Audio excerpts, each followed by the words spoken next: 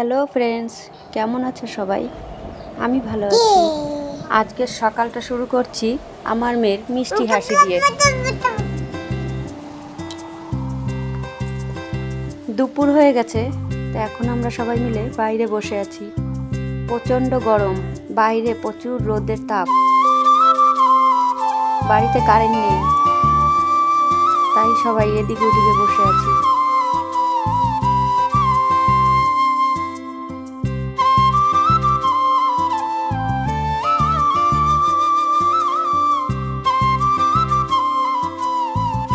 আকাশটাও খুব সুন্দর লাগছিল, সাদা নীল মেঘে ঘেরা।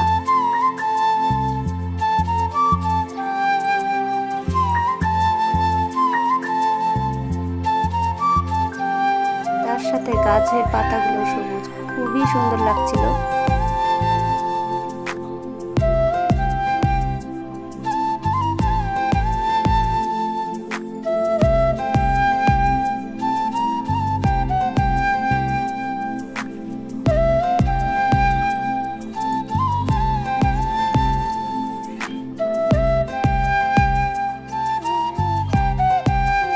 এইদিকে একটা গাছে আম পেকে আছে অনেকগুলো, ভাবলাম পড়েছে কিন্তু পড়েনি। আর দেখো এদিকে একটা লম্বা গাছ হাওয়ায় খুব দুলছিল, সেই জন্য একে গার্ড দিয়ে রেখে দিয়েছে আমার দাদা। এই যে আমাদের বাতাবি লেবু গাছ, অনেক বাতাবি লেবু ধরে আছে। আর দেখো আম গাছে প্রচুর আম হয়েছে, আর কিছুদিন পরেই পেকে যাবে, খেতেও খুব টেস্টি। আর এইদিকে আমাদের চুন্নু আর মুন্নু কত কিউট না, সামনে আসলেই এরা ভাবে এদেরকে খাবার দিতে এসেছি। তো যাই হোক, আমি আর আমার মেয়ে দুজনে মিলে একটু এদেরকে ঘাস দিয়ে দিলাম।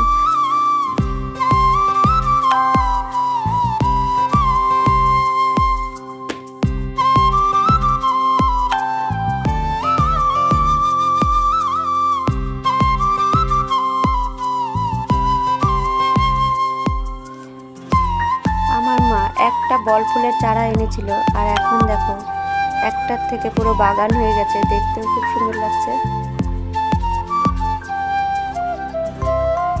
আমাদের এই ফুলের বাগানে আরো বিভিন্ন ধরনের ফুল আছে। এখন আমি চলে এসেছি একটা পাশের বাড়ি, পিসিদের বাড়িতে, যেখানটাতে আমার দিদিরা সবাই মিলে গল্প করছে। এখন চলে এসেছি বাড়িতে, আর বাড়িতে আসতে না আসতেই বৃষ্টি শুরু হয়ে গেছে এবং প্রচণ্ড হাওয়াও ছেড়ে দিয়েছে, তাই সবাই একটু স্বস্তির নিঃশ্বাস নিচ্ছে। সবাই খুবই খুশি। দেখো খুশিতে তো আমার মেয়ে দাদার কাঁধে চড়ে উঠে বসেছে এবং খুব হাসছে। আমার ভাগ্নি আর ভাস্তি, এটা ভাস্তা।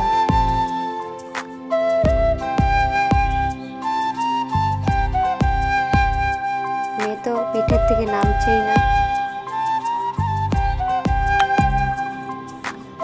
এইদিকে আমার ভাস্তা বলছে, পিসি আমাকে একটু ভিডিও করো।